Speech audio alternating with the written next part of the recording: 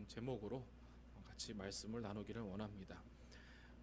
우리가 무언가 일을 이루기 위해서 하는 그런 모든 것들은 일종의 폼이라고 하죠. 형식을 가지고 있습니다. 이것에 맞춰서 하는 것이죠. 그런데 이 폼만을 안다고 해서 목적을 온전하게 이룰 수 있느냐? 그것은 아닙니다. 그 형식에 담고 있는 그 형식 안에 있는 그 내용의 안에 있는 그것에 대한 올바른 또 정확하고 또 분명한 이해가 없다면은 무언가를 이루기에는 부족할 수밖에 없다라고 말할 수 있습니다. 왜 이렇게 해야 하는지, 또 이것이 무슨 의미를 갖고 있는지, 또 물론 더 나아가서 비판적인 시각을 기르라 한다는 말은 아닙니다. 내가 지금 하고 있는 것이 무엇인지 어떤 의미를 갖고 있는지는 알아야 한다는 그런 말씀을 드리고자 하는 것입니다. 예전에는 조금 그랬던 것 같아요. 이제 덮어놓고 이제 무조건적으로 믿어라, 뭐 이렇게 믿으라고만 말하는 그런 부분에 대한 것들이 좀 많이 있었는데, 저도 어렸을 때는 궁금한 게 굉장히 많았거든요.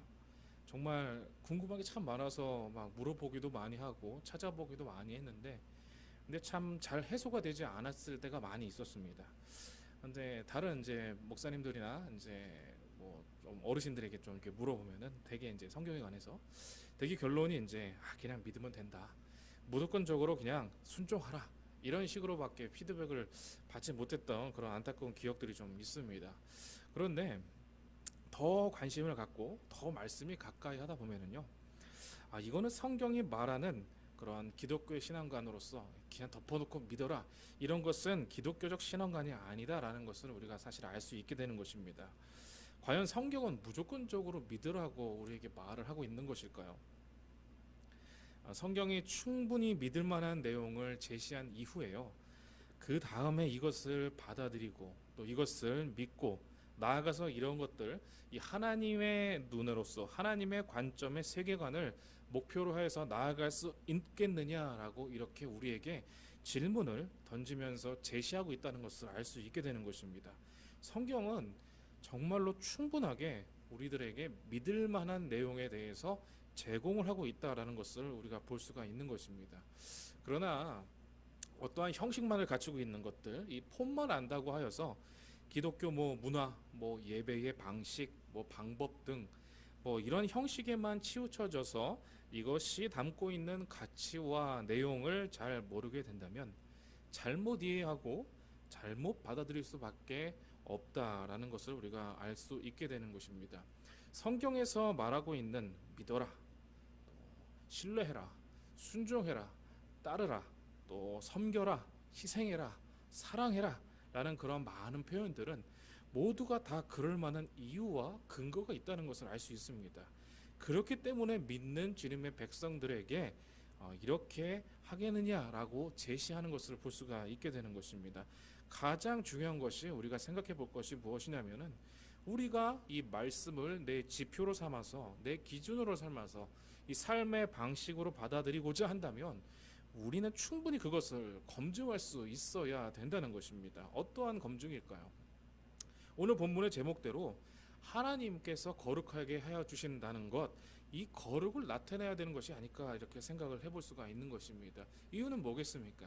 이 세상의 주관자는 내가 아니라 바로 하나님이기 때문이다라고 말할 수 있게 되는 것입니다. 우리가 살면서 하는 그런 맹세들 있지 않습니까? 내가 이렇게 하겠다, 그리고 뭐 결혼할 때도 막 서약하지 않습니까? 그런 맹세들 하나님께서 과연 흘러들으실까요? 그렇지 않으시죠. 우리의 모든 말들, 우리의 모든 다짐들 하나님은 모두 알고 계신다는 것입니다. 그 하나님 앞에서 하나님의 주권 아래에 하나님의 백성으로서 순종하면서 살아가는 것이 바로 이 믿음의 권속들이 해야 되는 그런 모습일 것이다라고 생각을 해볼 수가 있게 되는 것입니다. 신앙에 있어서요, 어떻게 보면 이러한 형식, 어떻게 보면 이러한 그런 내용의 문제는 더욱더 심각하다라고 이야기할 수 있습니다. 이 한국 사회는 좀 주입식 교육이 좀 크죠. 그래서 이 주입식으로 하는 그런 교육 방식이 어떻게 보면 굉장히 익숙합니다. 신앙도 이러한 주입식 방법에 의해서 배우고 가르쳤던 것, 사실 뭐 그렇지 않았을까 이렇게 생각을 해보게 되는데요. 이 주입식 교육 방식은 정말 빠른 시간에 어느 정도의 수준을 어느 정도의 성과를 나타낼 수 있는 눈에 띄는 성과를 나타낼 수 있는 큰 장점이 있죠. 반면에 어느 하나를 정확하고 또 분명한 신앙의 방식을 갖게 하는 것은 좀 어려움이 있다라고 또 볼 수가 있게 됩니다. 이게 대개 이제 모태 신앙들이 갖고 있는 그런 리스크라고 볼 수 있는 것 아니겠습니까? 우리 믿음 생활에 무슨 의미가 있는지 또 그것을 왜 거룩하게 지키기 위해서 노력을 해야 되는 것인지 제대로 알고 신앙생활을 하는 사람들이 과연 얼마나 있을까요? 아무리 예배의 자리를 빠지지 않고 잘 지킬지라도 그 행위에 예배의 의미가 있지 않다면 어떻겠습니까? 우리는 오늘 본문을 통해서 우리에게 주어진 목적 그리고 우리에게 주어진 이 의미를 분명하게 알 수 있는 그러한 은혜를 주시기를 바라겠습니다. 본문에서 중요한 요소가 네 가지가 등장을 합니다. 하나는 하나님이고 또 이스라엘이고 이스라엘 백성이고 또 안식일이고 또 십계명입니다. 이 하나님과 이스라엘 백성은 이 신앙에 있어서 뭐든지 다 관계적인 그런 측면에 대해서 이야기를 해주고 나타내주고 있다는 것을 알 수 있습니다. 이 안식일과 십계명은 하나님과 이스라엘 백성의 관계에 있어서 이 직접적인 매개가 됩니다. 중요한 것은 이 안식일과 이 십계명을 통해서 지향하는 이스라엘 백성들의 신앙의 모습인 것이죠. 13절을 보면은요, 하나님께서는 이스라엘 백성에게 안식일을 지켜라 라고 말씀을 하시면서 이것이 표징이다 라고 말씀을 하십니다. 표징이란 말은 이것이 담고 있는 함축적인 의미와 상징이다 라는 것이죠. 중요한 것은 바로 그 말 한 이후에 이어지는 말씀입니다. 나는 너희를 거룩하게 하는 여호와인 줄 너희로 알게 함이라.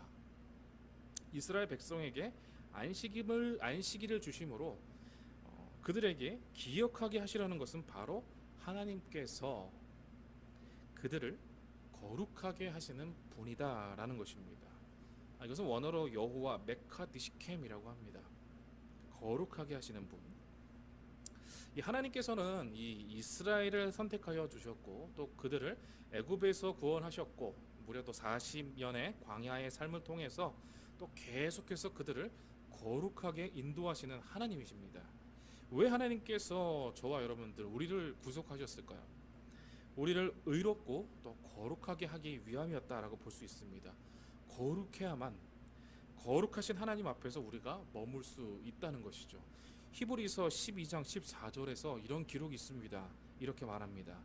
거룩함을 따르라. 이것이 없이는 아무도 주를 보지 못하리라. 여기서 보듯이 이 거룩함이 우리에게 있어서 선택을 할 수 있는 부분이냐? 그게 아니라 우리에게는 필수적인 사항이다라는 것을 알 수 있게 되는 것입니다. 그렇다면 어떻게 하는 것이 하나님의 거룩함을 이루어가는 삶이냐라는 질문을 던질 수 있습니다. 하나님께서는 이스라엘 백성에게서 매주 안식일을 지키라라고 명령을 하셨습니다. 하나님께서 매주 안식일을 통해서 베드로전서 2장 9절의 말씀과 같이 너희는 택하신 족속이요 왕같은 제사장들이요 거룩한 나라요 그의 소유가 된 백성이다라는 것을 알게 하시는 것이죠. 이것은 거룩함에 있어서 아주 중요한 요소라고 볼 수가 있습니다. 그 중요성은 오늘 본문에도 등장을 합니다. 14절에서 15절까지 나타나는 이 안식일법에 잘 드러납니다. 우리 한번 같이 읽었으면 좋겠습니다. 너희는 안식일을 지킬지니 이는 너희에게 거룩한 날이 됨이니라. 그 날을 더럽히는 자는 모두 죽일지며 그 날에 일하는 자는 모두 그 백성 중에서 그 생명이 끊어지리라. 엿새 동안은 일할 것이나 일곱째 날은 큰 안식일이니 여호와께 거룩한 것이라. 안식일에 일하는 자는 누구든지 반드시 죽일지니라. 이것은 이 생명을 걸고 반드시 지켜야만 하는 것이다 라는 것이죠. 이것이 없다면 이스라엘에게 거룩함은 자연스럽게 소멸될 것이다 라고 볼 수 있기 때문입니다. 이것은 언약이고 영원한 표징입니다. 신약 시대에 넘어오면서 이 영원한 표징을 이제 교회에도 주시는 것을 볼 수가 있게 되죠. 안식일을 포함하는 더 포괄적이며 더 분명한 그런 표징을 통해서 우리는 하나님의 거룩한 백성이 될 수가 있었습니다. 그것은 바로 예수 그리스도의 십자가입니다. 이 십자가 대속 사건은 이 안식 후 첫날 예수님의 부활로 증명이 되었습니다. 부활은 기독교 신앙에 있어서 가장 핵심이 되는 것이죠. 부활이 없다면 십자가의 대속도 없고 우리를 향한 하나님의 구원의 계획도 없게 되는 것입니다. 초대 그리스도인들은 안식일과 주일을 함께 지켰지만 이 자연스럽게 주일의 포괄적 개념 안에 이 안식일이 포함된 것입니다. 이 안식일과 주일은 모두 하나님과의 회복, 그리고 회복된 관계를 의미를 하는 것입니다. 그것은 우리의 잃어버린 이 거룩함의 회복을 의미하는 것이기도 합니다. 이 거룩함은 영적인 관점에서 보면은 우리에게 생명이 되는 것이죠.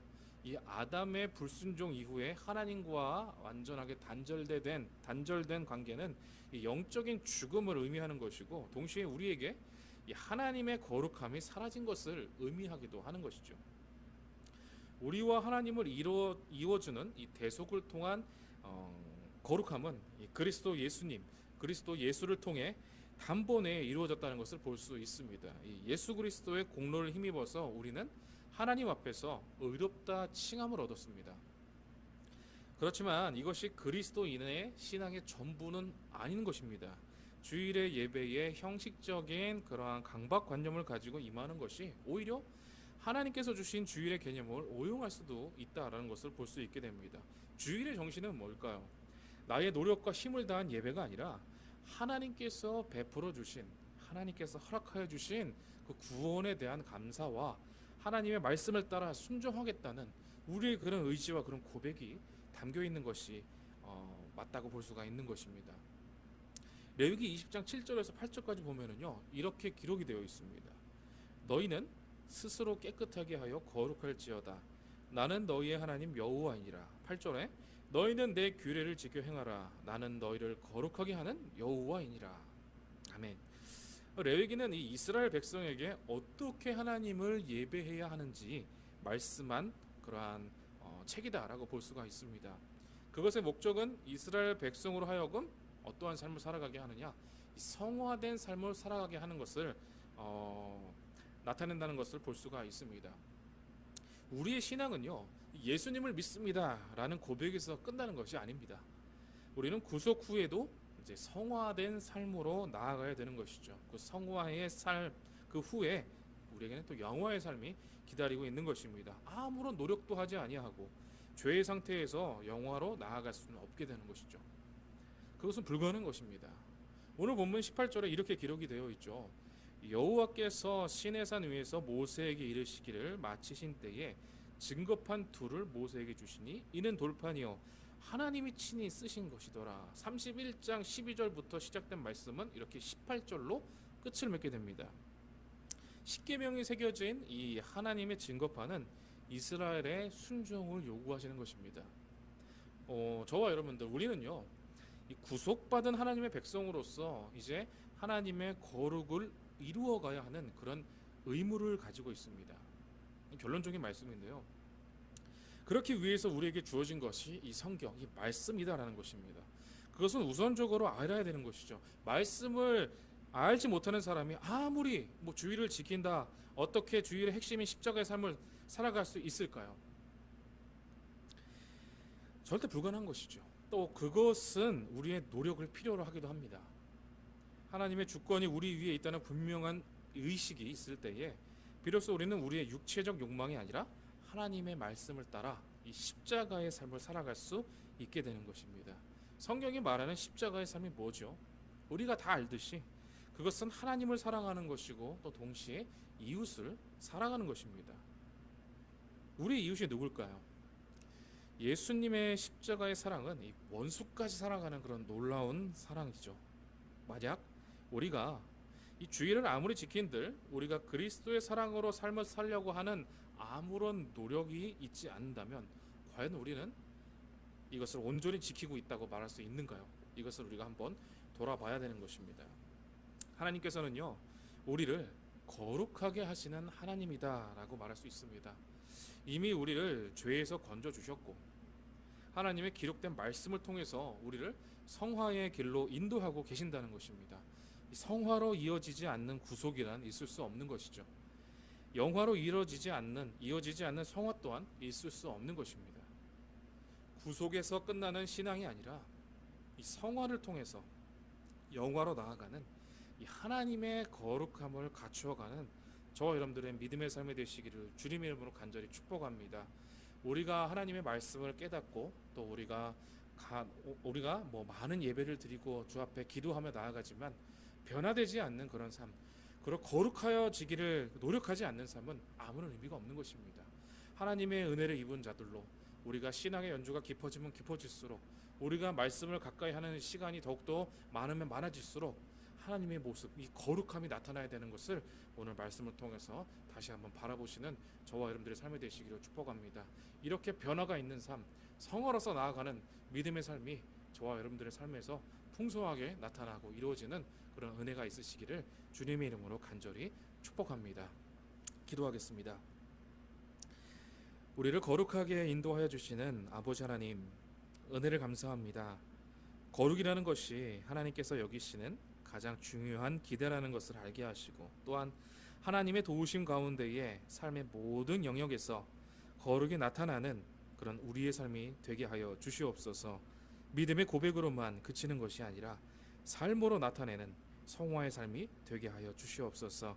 특별히 아버지 하나님, 이 코로나 심각한 가운데 있습니다. 우리 주님의 권속들 머리털 하나 상치 않도록 지켜보고 인도하여 주시고, 주님의 은혜 속에서 기도하기를 쉬지 않고 정진해 나가는 거룩한 주님의 백성들이 다 될 수 있도록 인도하여 주시옵소서. 이 시간도 함께하여 주신 은혜 감사드립니다. 모든 말씀 우리 구주 예수 그리스도 이름으로 감사하며 기도하옵나이다. 아멘. 지금은 우리 구주 예수 그리스도의 은혜와 하나님의 사랑하심과 성령님의 교통하심이, 거룩하게 하시는 하나님의 그런 놀라운 일들을 바라보며 참된 순종으로 성화의 삶을 다짐하는 이 자리에 참여한 주님의 권속들의 머리 위에와 이 나라와 이 민족과 우리 교회 위에 이제부터 영원토록 함께 계실지어다. 아멘. 이 시간 우리 합심해서 같이 기도하기를 원합니다. 이 폭염과 코로나 4차 유행으로 또 우리 성도님들, 우리 자녀들 안전을 위해서 같이 기도해 주시고, 또 우리 주일학교 온라인 여름 성경학교가 진행되고 있습니다. 우리 또 청소년 또 여름 수련회를 위해서 또 같이 기도해 주시고, 또 은혜의 자리가 될 수 있도록 또 기도해 주시기 바랍니다. 그리고 특별히 선교사님들, 우리 환우들, 우리 군복무 중인 청년들을 위해서 이 시간 우리 한번 같이 기도하겠습니다.